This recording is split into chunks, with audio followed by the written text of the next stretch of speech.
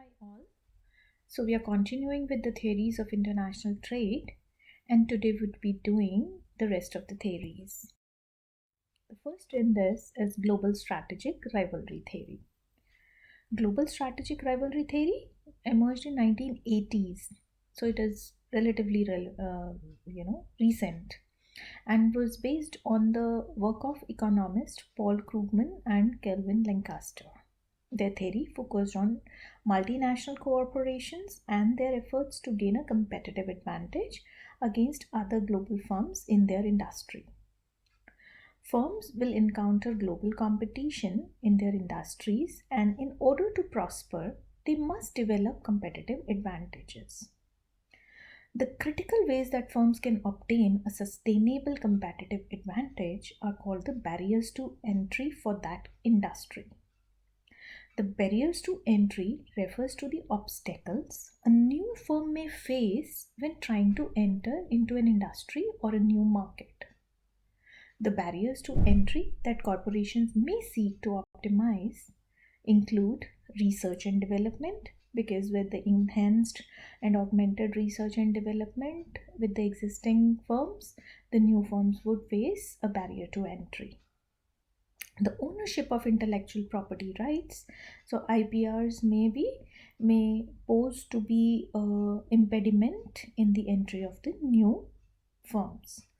Then economies of scale, the more efficient you are, the more difficult it would be for the new firms to come in. Then unique business processes or methods as well as extensive experience in the industry makes that industry having greater barriers to entry. The control of resources or favorable access to raw materials. So, if a firm has got control over resources or favorable access to the raw materials, the obstacles for new firms may increase. We can have so basically, global strategic rivalry theory of international trade explores the notion that in order to stay viable, firms should exploit their competitive advantage globally and try to keep it sustainable. Now, according to this view, firms struggle to develop some sustainable competitive advantage, which they can exploit to dominate the global marketplace. Like Linder's approach, global strategic rivalry theory predicts that intra industry trade will be commonplace. It focuses, however, on strategic decisions that firms adopt as they compete internationally. Now, these decisions affect both international trade and international investment. Companies such as Caterpillar and Komatsu, Unilever and Procter and Gamble, and Toyota, also Ford, they continuously play cat mouse games with one another on a global basis as they attempt to leverage their own strengths and neutralize those of their rivals. Firms competing in the global marketplace have numerous ways of obtaining a sustainable competitive advantage. There are many ways in which a firm can hold a competitive advantage. We have discussed it. This may include owning intellectual property rights, investing in research and development, achieving economies of scale, exploiting the experience of learning curve, forging strategic alliances, and strategic mergers and acquisitions. We see them one by one to understand them better. The first is owning intellectual property rights. So, intellectual property laws confer a bundle of exclusive rights in relation to the particular form or manner in which ideas or information are expressed or manifested, and not in relation to the ideas or concepts themselves. The term intellectual property denotes the specific legal rights which authors, inventors, and other intellectual property holders may hold and exercise, and not the intellectual work itself. Owning intellectual property rights boosts one's worth. It is this difference which works as strategic rivalry. Next is investing in research and development. Investment in research and development is the surest way to reach the top of the invention, innovation, and patent ownership. Thomas Alva Edison said, "Genius is 1% inspiration and 99% perspiration." He encouraged all people to offer hard work. Research and development is that perspiration with flash of 99 with a flash of inspiration. To excel rivals, research and development capability is needed. American firms know this very well.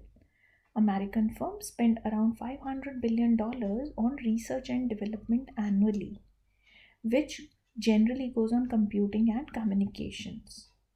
Most of this money went into making small incremental improvements and getting new ideas to market fast. IBM, GE, and Microsoft are leaders in their chosen fields because of their research and development commitments. IBM is the world leader in IT and has 8 laboratories on 3 continents, each with its own personality and expertise. At its Zurich Research Laboratory, around 300 scientists representing over 20 nationalities concentrate on areas such as microelectronics, nanotechnology, and computer security. Researchers are judged on the basis of patents and papers. IBM knows it must add intellectual property to its offerings. Starting with his invention of the light bulb, Thomas Edison ignited General Electric's spirit of innovation and discovery. By 1978 itself, GE was first to reach 50,000th patent. GE has more than 3,000 of the best and brightest researchers spread out at 4 multidisciplinary facilities around the world, headquartered in New York. It also has facilities in India, China, and Germany. It is delivering the innovations and breakthroughs that are driving growth for GE's business and revolutionizing markets. It believes in imaginations is equal to innovations. Hence, research and development has a lot of role in holding up the impediments for the new firms. Achieving economies of scale or scope is in fact leveraging your existing strengths. Scale economies help reduce cost, pass the benefit to consumers, and expand market share. It is very important that your capacity is fully utilized. Next is exploiting the learning curve. Learning curve refers to relationship between the duration of learning or experience and the resulting progress. It's a cognitive psychological concept.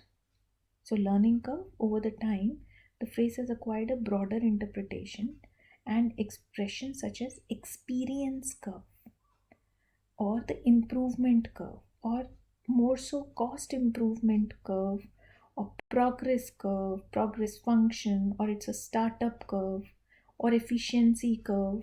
These are the terms which are used interchangeably depending on the context. Now businesses that use learning curve excel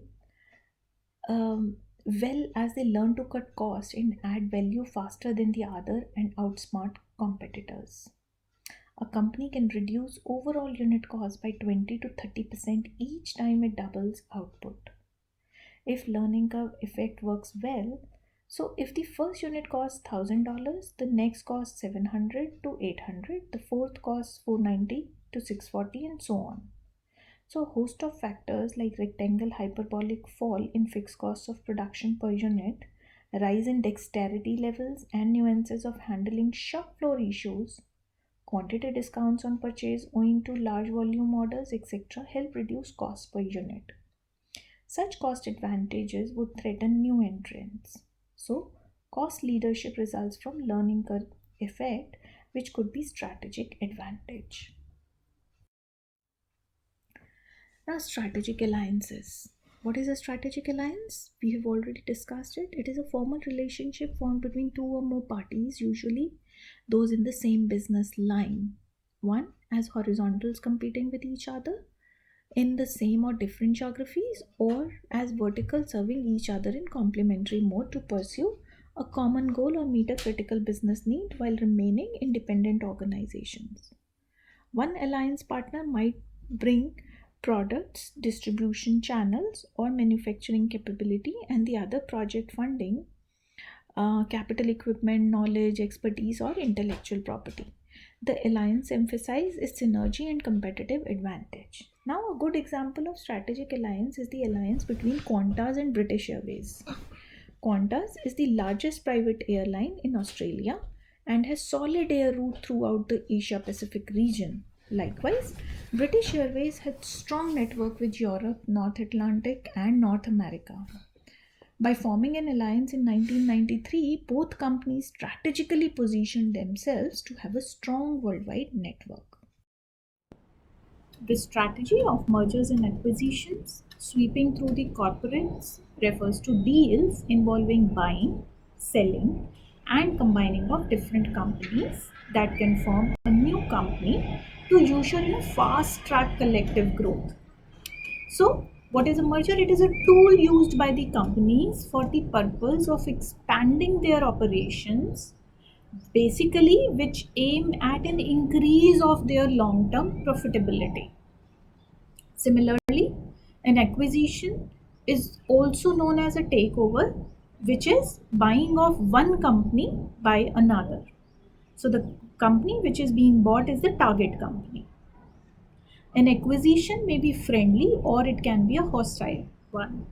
Friendly when it is by mutual agreement, hostile when you buy the shares, majority shares of that company and acquire that company.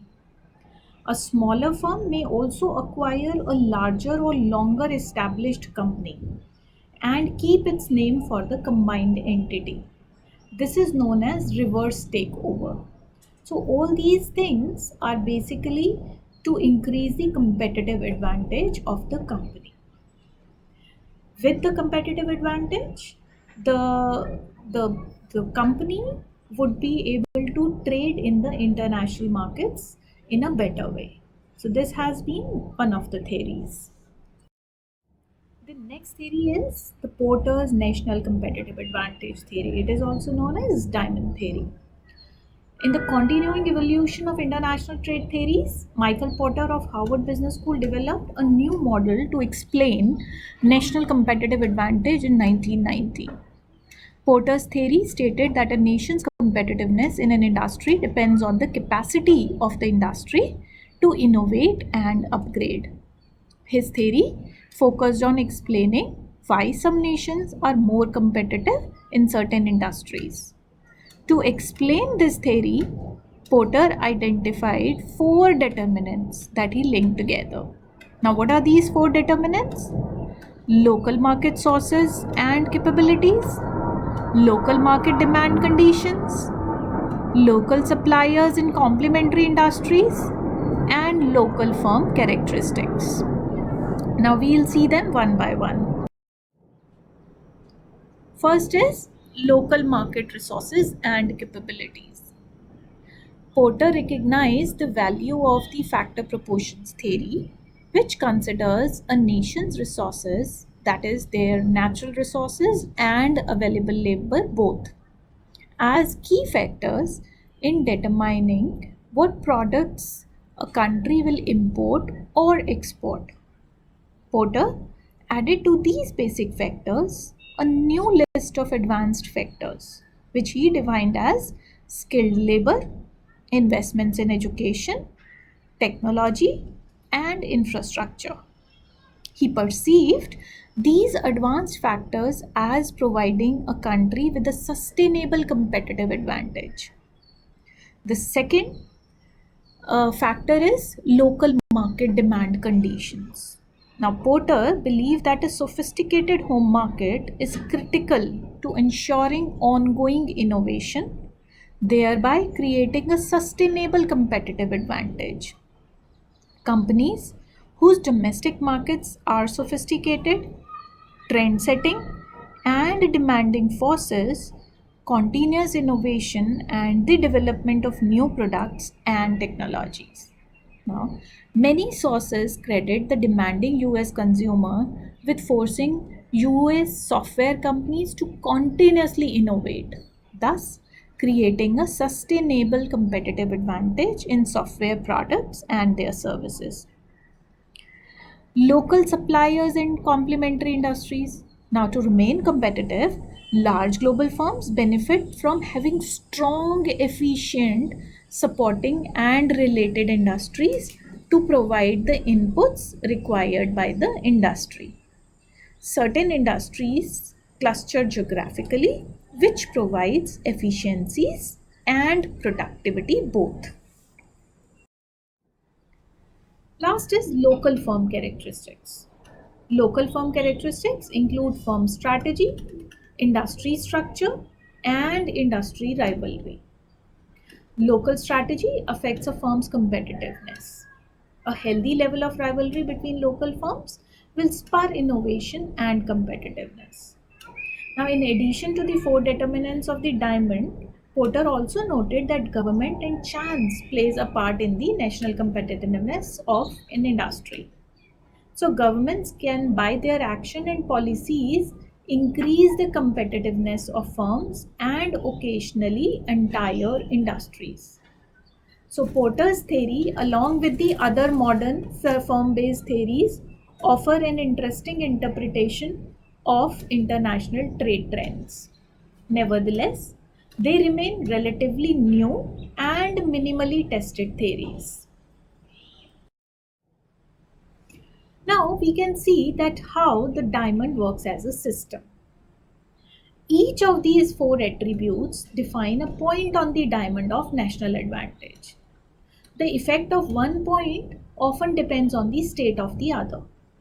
Sophisticated buyers will not translate into advanced products. For example, unless the quality of human resources permits companies to meet buyers' needs. Selective disadvantages in factors of production will not motivate innovation unless rivalry is vigorous and company goals support sustained investment. At the broadest level, weaknesses is any one of the determinants will constrain an industry's potential for advancement and upgrading. But the points of diamond are also self-reinforcing. They constitute a system. Two elements, domestic rivalry and geographic concentration, have especially great power to transform the diamond into a system.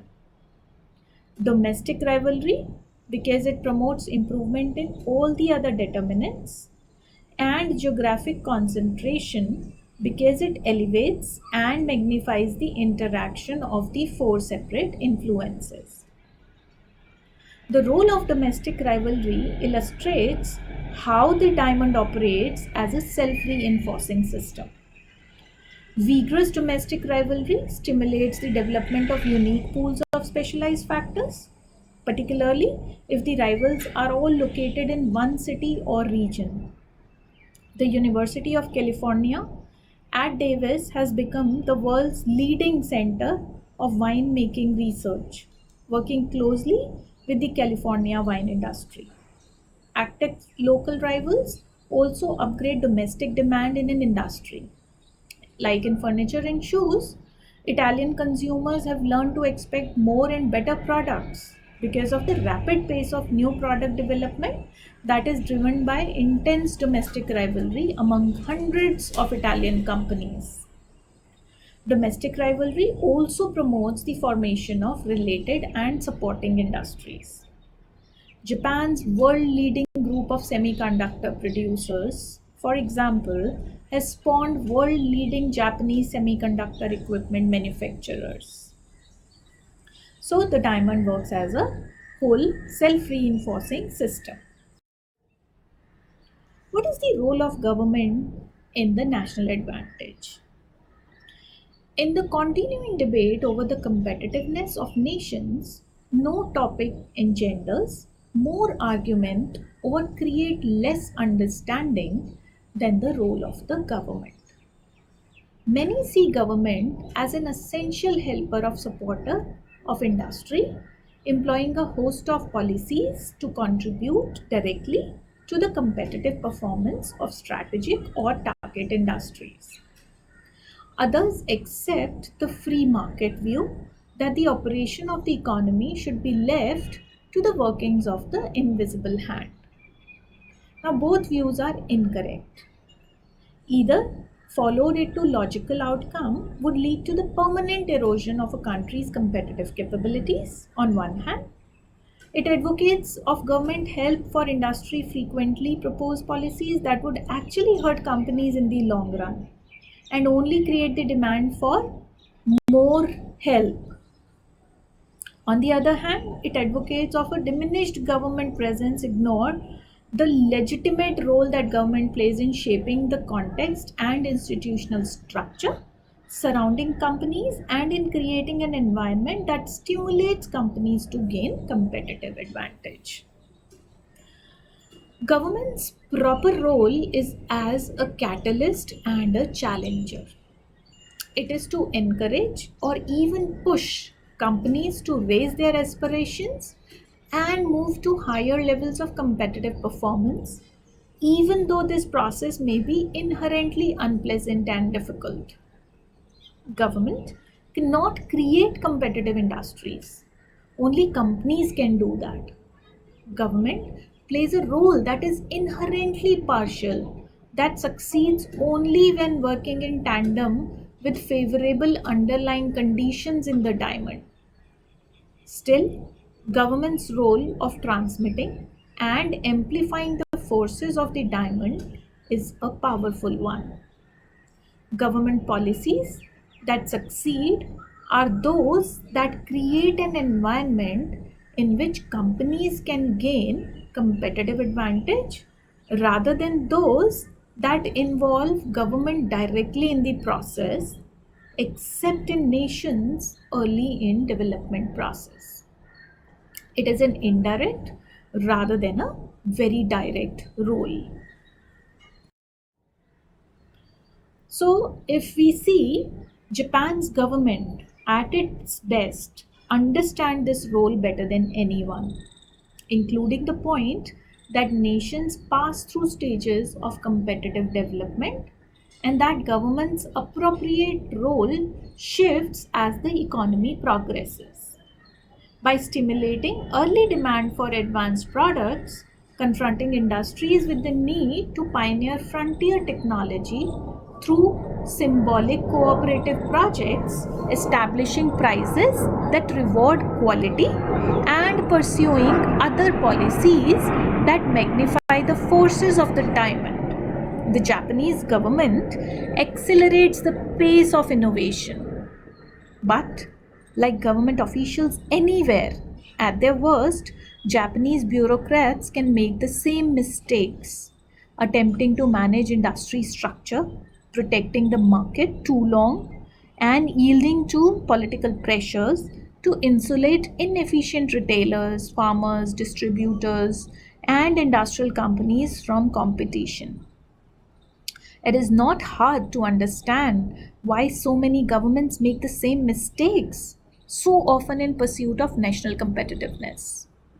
Competitive time for companies and political time for governments are fundamentally at odds. It often takes more than a decade for an industry to create competitive advantage. The process entails the long upgrading of human skills, investing in products and processes, building clusters, and penetrating foreign markets. In the case of the Japanese auto industry, for instance, companies made their first faltering steps towards exporting in 1950s, yet did not achieve strong international positions till 1970s. So you can well imagine the indirect role of the government and which is not very apparent. Now, enforcing strict product safety and environmental standards can be one of the role of the government. Strict government regulations can promote competitive advantage by stimulating and upgrading domestic market.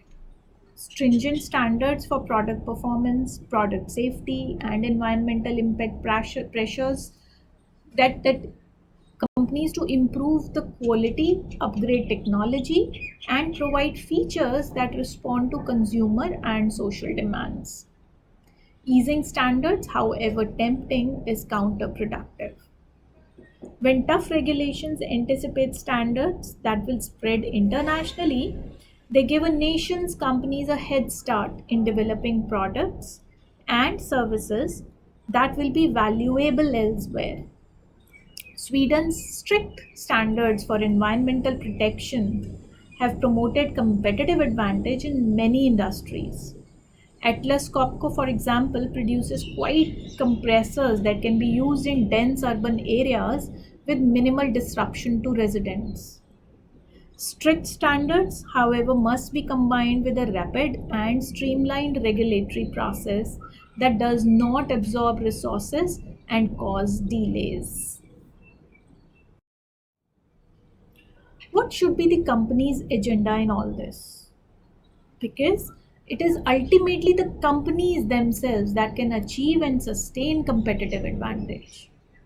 To do so, they must act on the fundamentals described as the government's role and all other things. In particular, they must recognize the central role of innovation and the comfortable truth that innovation grows out of pressure and challenge. It takes leadership to create a dynamic, challenging environment. And it takes leadership to recognize the all too easy escape routes that appear to offer a path to competitive advantage, but are actually shortcuts to failure. For example, it is tempting to rely on cooperative research and development projects to lower the cost and risk of research. But they can divert company attention and resources from proprietary research efforts and will all but eliminate the prospects for real innovation. Competitive advantage arises from leadership that harness and amplifies the forces in the diamond to promote innovation and upgrading. So there can be just few kinds of company policies that will support the effort.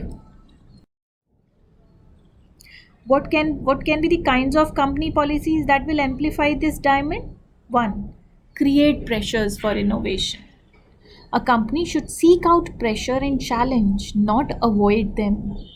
Part of strategy is to take advantage of the home nation to create the impetus for innovation. To do that, companies can sell to the most sophisticated and demanding buyers in channels. Seek out those buyers with the most difficult needs. Establish norms that exceed the toughest regulatory hurdles or product standards. Source from the most advanced suppliers. Treat employees as permanent in order to stimulate upgrading of skills and productivity. All these things will create a pressure for innovations. What else the company can do? It can seek out to the most capable competitors as motivators. Now, to motivate organizational change, capable competitors and respected rivals can be common enemies. The best managers always run a little scared. They respect and study competitors. To stay dynamic, companies must make meeting challenge a part of the organization's norms. For example, lobbying against strict product standards signals the organization that company leadership has diminished aspirations. Companies that value stability, obedient customers, dependent suppliers, and sleepy competitors are inviting inertia and ultimately the failure of the company. So, you have to keep learning from your competitors. The third strategy can be establishing early warning systems. Early warning signals translate into early mover advantages. Companies can take actions that help them see the signals of the change and act on them, thereby getting a jump on the competition. For example, they can find and serve those buyers with the most anticipatory needs, investigate all emerging new buyers or channels, find places whose regulations foreshadow emerging regulations elsewhere, bring some outsiders into the management team, maintain ongoing relationships with research centers and sources of talented people. Next strategy can be to improve the national diamond. Companies have a vital stake in making their home environment a better platform for international success. Part of a company's responsibility is to play an active role in forming clusters and to work with its home nation buyers, suppliers, and channels to help them upgrade and extend their own competitive advantages. To upgrade home demand, for example, Japanese musical instrument manufacturers led by Yamaha, Kawai, and Suzuki have established music schools. Similarly, companies can stimulate and support local suppliers of important specialized inputs, including encouraging them to compete globally. The health and strength of the national cluster will only enhance the company's own rate of innovation and upgrading. Next is, in nearly every successful company industry, leading companies also take explicit steps to create specialized factors like human resources, scientific knowledge, or infrastructure. In industries like wool, cloth, ceramic tiles, lighting equipments, Italian industry associations invest in market information, process technology, and common infrastructure. Companies can also speed innovation by putting their headquarters and other key operations where there are concentrations of sophisticated buyers, important suppliers, or specialized factor creating mechanisms such as universities or laboratories. Next strategy can be always welcoming your domestic rival. To compete globally, a company needs capable domestic rivals and vigorous domestic rivalry. Especially in the United States and Europe, today managers they just don't complain about excessive competition, and they don't argue for mergers and acquisitions that will produce hope for economies of scale and critical mass. The complaint is only natural, but the argument is very wrong. Vigorous domestic rivalry creates sustainable competitive advantage. Moreover, it is better to grow internationally than to dominate in the domestic market. If a company wants an acquisition, a foreign one that can speed globalization and supplement home based advantages or offset home based disadvantages, is usually far better than merging with leading domestic competitors. Next is globalize to tap selective advantages in other nations. In search of global strategies, many companies today abandon their home diamond. To be sure, adopting a global perspective is important to create competitive advantage, but relying on foreign activities that supplant domestic capabilities is always a second best solution. Innovating to offset local factor disadvantages is better than outsourcing. Developing domestic suppliers and buyers is better than relying solely on foreign ones. Unless the critical underpinnings of competitiveness are present at home, companies will not sustain competitive advantage in the long run. The aim should be to upgrade home based capabilities so that foreign activities are selective and supplemental only to overall competitive advantage. The next is use alliances only selectively. Alliances with foreign companies have become another managerial fad and cure all. They represent a tempting solution to the problem of a company wanting the advantages of foreign enterprises or hedging against risk without giving up independence. In reality, however, while alliances can achieve selective benefits, they always exact significant costs. They involve coordinating two separate operations, reconciling goals with an independent entity, creating a competitor, and giving up profits. Now, these costs ultimately make most alliances short term transitional devices rather than stable long term relationships. Last is to locate the home base to support competitive advantage. Among the most important decisions for multinational companies is the nation in which to locate the home base for each distinct business. A company can have different home bases for distinct business or segments. Ultimately, competitive advantage is created at home. It is where strategy is set, the core product and process technology is created, and a critical mass of production takes place. The circumstances in the home nation must support innovation. Otherwise, the company has no choice but to move its home base to a country that stimulates innovation and that provides the best environment for global competitiveness. So, there are no half measures. The management team must move as well. Now, which trade theory is dominant today?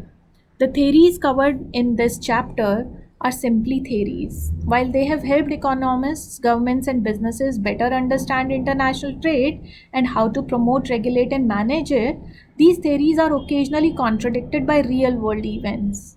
Countries don't have absolute advantages in many areas of production or services, and in fact, the factors of production aren't neatly distributed between countries. Some countries have a disproportionate benefit of some factors. The United States has ample land that can be used for wide range of agricultural products. It also has extensive access to capital. While its labor pool may not be the cheapest, it is among the best educated in the world. These advantages in the factors of production have helped the United States become the largest and richest economy in the world.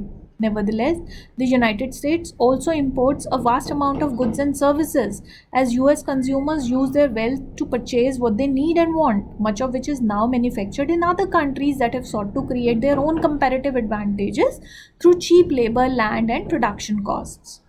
As a result, it is not clear that any one theory is dominant around the world. Now, this section has sought to highlight the basics of international trade theory to enable you to understand the realities that face global businesses. In practice, governments and companies use a combination of these theories to both interpret trends and develop strategies. Just as these theories have evolved over the past 500 years, they'll continue to change and adapt as new factors impact international trade. What are our key takeaways? One, trade is the concept of exchanging goods and services between two people or entities. International trade is the concept of this exchange between people or entities in two different countries. While a simplistic definition, the factors that impact trade are complex, and economists throughout the centuries have attempted to interpret trends and factors through the evolution of trade theories. There are two main categories of international trade: classical country based and modern firm based. Last, Porter's theory states that a nation's competitiveness in an industry depends on capacity of the industry to innovate and upgrade. He identified four key determinants, which he called as diamonds: local market resources and capabilities, local market demand conditions, and local suppliers and complementary industries, and lastly, local firm characteristics. So this was the summary of this current presentation. These are the references. Thank you for listening.